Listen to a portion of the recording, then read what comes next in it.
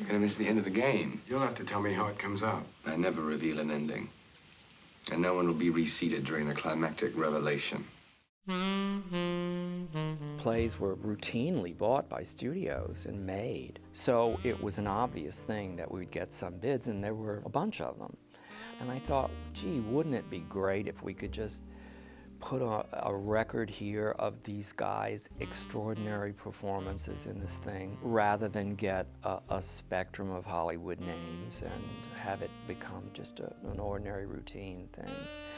So I was young enough and dumb enough to turn down a lot of money for it. It takes a certain flair to squander one's unemployment check at Pavillon. To Mart's absolute macho, ballsy credit, he turned it down. He said, I'm not doing it that way. It's this cast or no movie. We were blown away by this. This skinny little guy in his first big success having the courage to say that to Hollywood. I think it was partly because he had been in Hollywood and he knew what the game was, and he knew that the best way to treat Hollywood was to slap it in the face and to say no. No is the biggest yes in Hollywood. Movies are such garbage, who can take them seriously?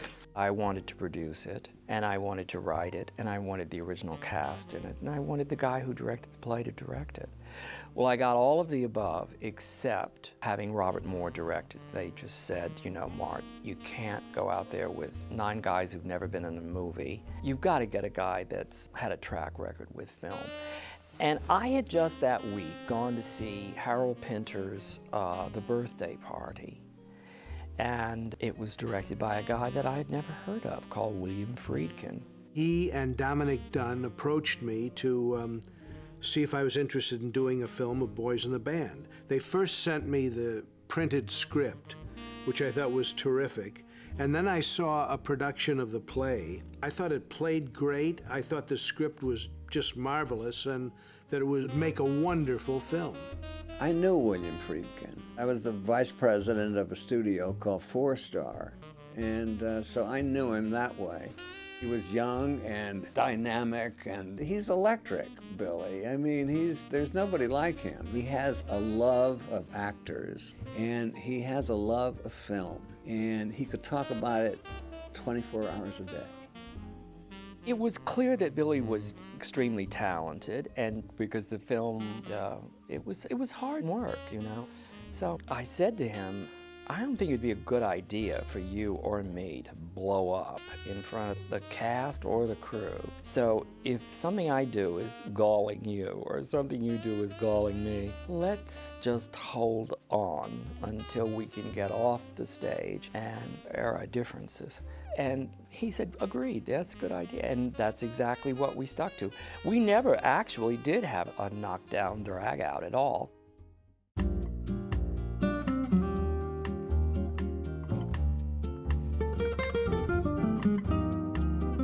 I designed it so that it would have various visual styles at different points in the film. The opening is a kind of a homage to New York in 1967.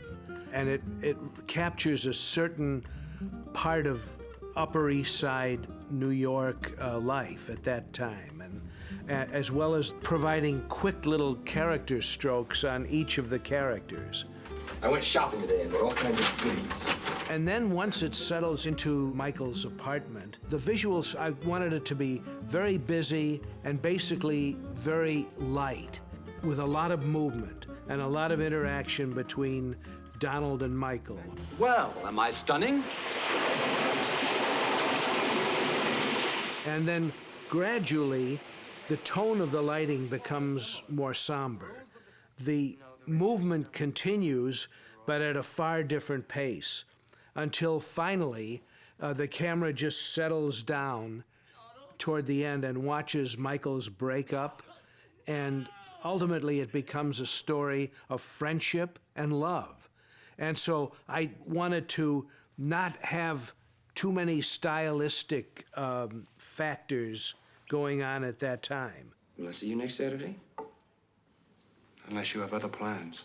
I never felt it was a film play. It was a movie. Well, that was Billy. I mean, Billy would never just do it as a filmed play. You know, he's too inventive. Everything in Boys in the Band was more stimulating a problem to solve than the French Connection chase, for example, which I did right afterwards. You have a lot more freedom to do an action scene, but it's a tremendous challenge for a director to keep what is basically dialogue interesting. And as I look at the film now, I'm very pleased with, how it looks. All right, this is a raid. Everyone's under arrest. Hi, darling. Connie Casserole. Oh, the smartest thing he did as a film director, I think, is to say, this is going to be, a film in which we watch a group of people in real time in a single room. And with the one exception of that astonishing thunderstorm, sort of adheres to it. He doesn't try and have them all leave the apartment and go wandering the streets or anything, because, of course, to do that, to break that hothouse atmosphere would be to destroy the play. So he gets what it's about. Mart had told me that he sort of modeled the set after the apartment of his friend, the actress Tammy Grimes. And she had this balcony, and we went there, and I looked at this balcony, and geez, it'd be great to shoot here. She was very accommodating. But then when the action moved back to the balcony at night, that was a soundstage. And it was built to match the Tammy Grimes apartment. It was extensive enough to contain a rainstorm. The rainstorm, which looks very real, was done on this soundstage. Alan, counterclockwise. Larry, and Emery, and Bernard. I met all these guys, and I thought they were perfect. But that didn't mean that you could take what they had done on stage and just film it. It was much more difficult, because on stage, you pitch your performance to the last row in the balcony. I really knew that it would be more difficult to take this cast and put it on film. Happy birthday to you. Happy birthday. They all had known each other for over a year and, had been together every night doing the play. And there were little groups within the overall, but they were as one.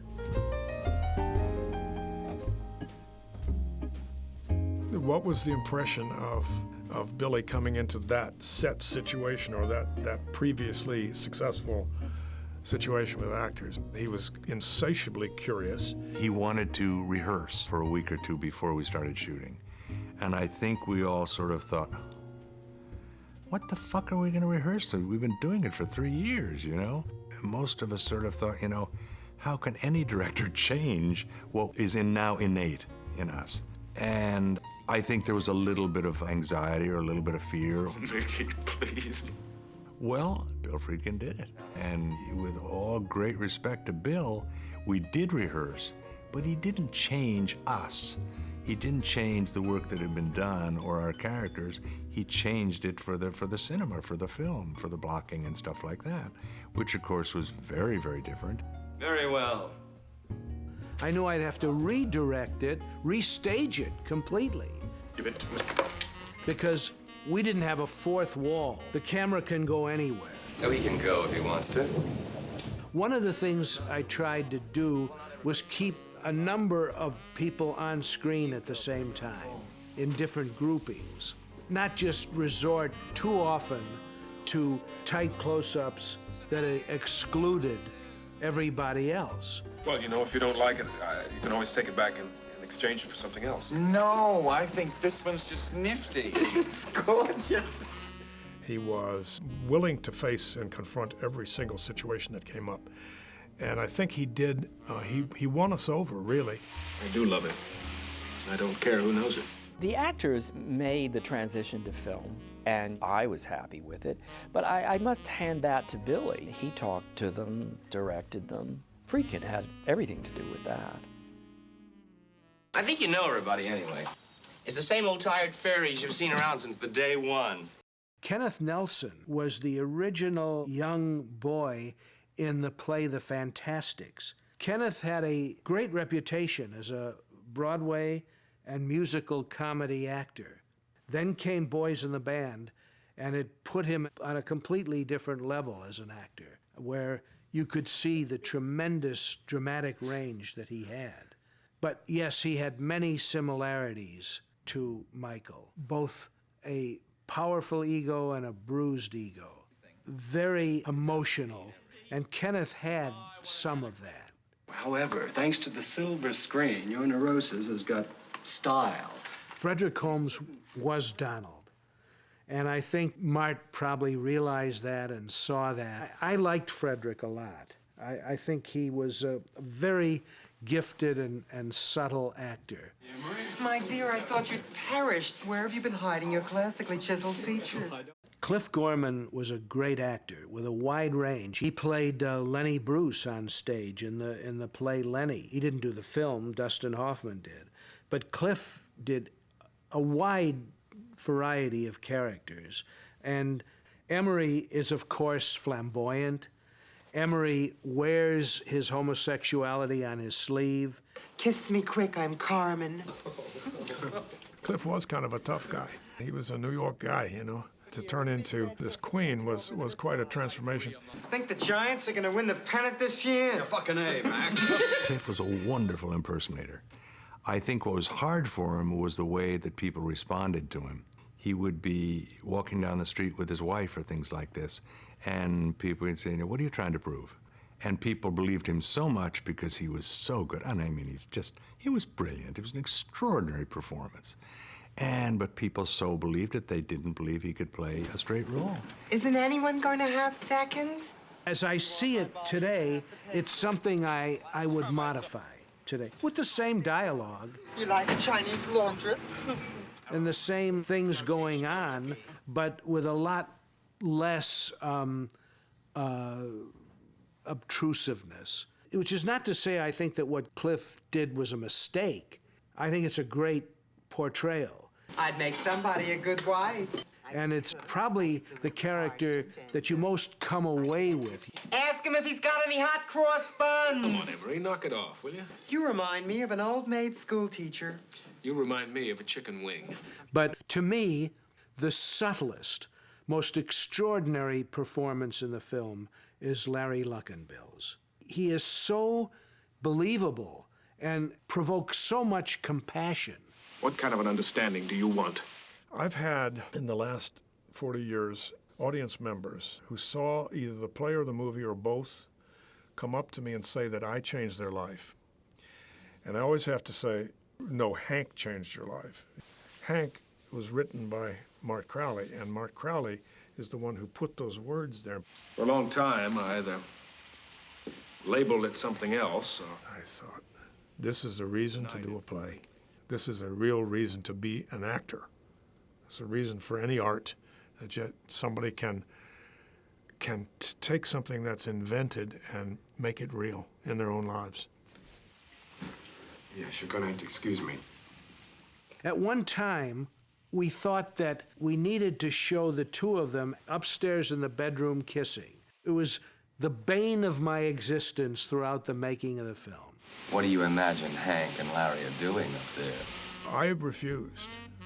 And then Keith Prentice refused. And Mart was sort of watching this from the sidelines. And they would come to me and try to talk me out of doing it. Finally, after constant stream of discussion about whether to do it or not, I said, look, let's shoot it.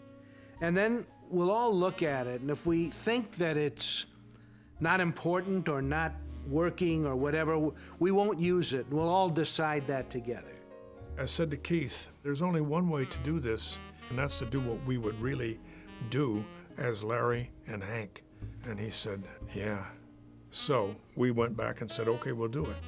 But we're going to do it ourselves, and it's going to be improvised. And what happened was, I sat on the bed and I waited for him to come in. And he came in and he just looked at me, and we just stared at each other for a long time. And then Keith Prentice, Larry, started to cry. And I stood up and hugged him. And then we just held each other. And then finally we kissed each other. And when we came to edit it, Nick and Mart and I agreed we didn't need it, that it was an overt statement that was implicit in the film itself.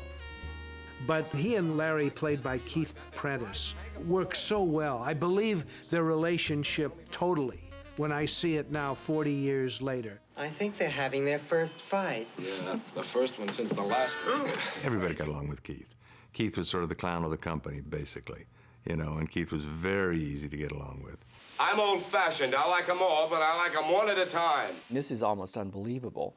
He was originally cast as Harold. He played Harold in the workshop production because Leonard Fry, whom we wanted, was not available. And so Keith played Harold in the workshop. And then when it was moved uptown, we moved him over to the role of Larry, and the brilliant Leonard Fry came in. Yeah, the way Billy filmed Leonard's entrance was great. I didn't know what he was going to do to solve the problem, because in the play, it's an all-in-one. The more I live with the film, the more I realize what a great job he did.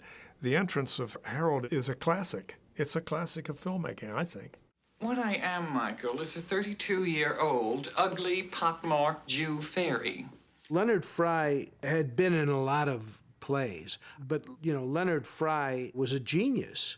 I mean, he had a lot to work with in what Mart wrote for him. And how are you this evening? Harold was the guy who got most of the laughs. Well, that wasn't as much fun as I thought it would be. He's come to terms with who he is. Leonard Fry's performance was kind of shocking, daring, and strange, and like a visitation from another world. I mean, you don't really know why this creature is so different than everyone else in the film, but it's, you know, it's a really magnificent performance. I'm turning on, and you're just turning. And the way that he holds himself, he's supposed to have been an ice skater, so he sort of slides around the room, but he also holds himself in such a way as to suggest that if he moved too abruptly, he might come to pieces. Who is she? His name is Alan McCarthy. Not the famous college chum. Peter White, both in appearance and attitude and manner, is the one who kind of brings the audience into the scene. We kind of see a lot of it through his eyes because he comes in as the stranger. And I consciously, but hopefully subtly, tried to show a lot of the action through Alan's eyes. And Peter was quite marvelous in portraying that stranger who's kind of out of place but fascinated. I really feel terrible about barging in on you fellas this way. People have asked me that for years. What did he come there about? Is he really gay, or is he really straight, or what is his story? Did he ever tell you why he was crying on the phone? And I just thought, you know, it's better to leave that ambiguous, just like life, you know, who knows? I can remember we were in rehearsals for the play, and I was having kind of a hard time sort of finding where Alan was. And Bob Moore, who was our director, he said, let me give you one hint, which is half the audience thinks he is, and half the audience thinks he isn't. That's what you want to accomplish. He said, that's your objective. Have you heard the term closet queen? And I can remember not too terribly long ago, I was coming out of the academy and I'd seen some movie, and there was a young couple who sort of came up to me and they said, we've got a question we'd like to ask you. Was Alan or wasn't he? And I said, I can't tell you. Michael, if you're insinuating that I'm homosexual, I can only say that you're mistaken. Am I? It's left, I think, genuinely ambiguous. And that becomes most interesting to me in the moment when he makes the phone call and he calls his wife. And really, I think maybe the most powerful moment in the whole film, in a way. Give me that telephone. Justin, did you hear what that son of...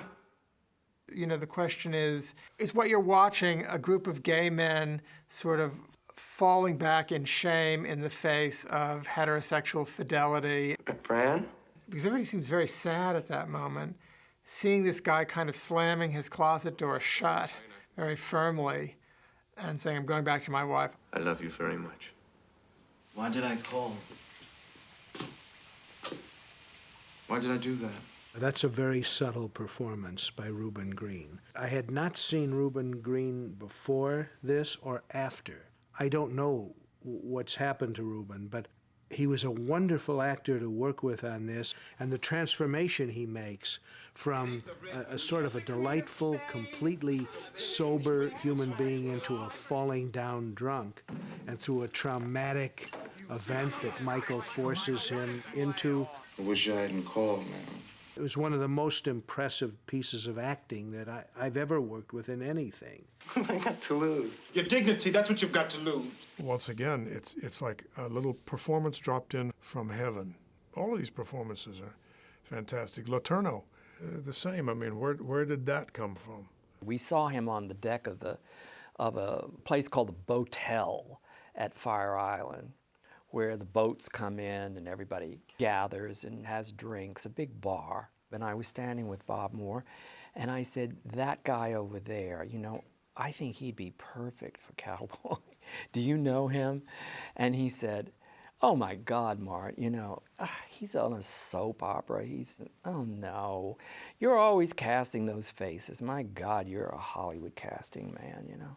And I said, well, I think that's the guy. And indeed he was. Too bad about this poor boy's face. How could his beauty ever compare with my soul? Everybody adored Bobby. Bobby was almost cursed with that look. You know, he was so put into type because, I mean, that extraordinary look that he had. But Bob was, first of all, very smart, terribly caring. It looks like spaghetti and meatballs. All sort of flattened out. It's been in the steam room. It has? Robert Letourneau, who played the cowboy, was the first to die of AIDS. And he never could reconcile. He was so young, so handsome, and he was going to die. And the Gormans, Cliff and Gail Gorman, they became his family. They were simply fantastic to Bob Letourneau. It was as if he was their child. Come on, Tex. Let's go to my place.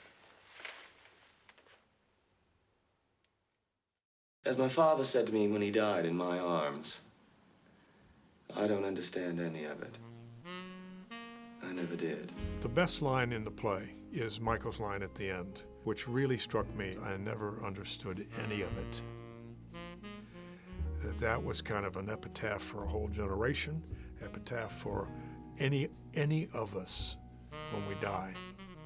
Well, that had stuck in my head a long time because it was true. My father did die in my arms and said those words to me. So it was very potent for me, and I just quoted it. I thought that was a pretty good end. I don't understand any of it. I never did. Who knows what any of it means? Do you know what any of it means? I don't know what any of it means. Do we know why we're here? Do we know why there's so much suffering in the world, so much disease and illness? Don't leave me. Please don't leave me. And by the end of the film, Michael, through a traumatic event, realizes what a mess he is. And that's the first step toward self-improvement and transcendence. Maybe with a lot more work, you'll be able to help yourself some more. So I think the ending is very hopeful, but it's all left with the audience. There is no resolution of anything. It's a slice of life. Do you suppose there's any possibility of just flushing this place? It's totally still a slice of regular life. The cattiness, bitch, the mind games. I can beat you at it, so don't push me. All of that stuff is absolutely real to all kinds of people. Has nothing to do with gay or not gay. You know how I feel. Your private life is your own affair. Right after that movie, I missed doing Boys for a long time. If somebody said, would you like to do it tomorrow? I think I still know the dialogue. I really think I do. Well, can I get you a drink? Scotch, please. Well, I guess I'm the only beer drinker here tonight. The set was one big party, like the film. We'd have friends come in. There would be drinks at the end of the day. We'd all eat together.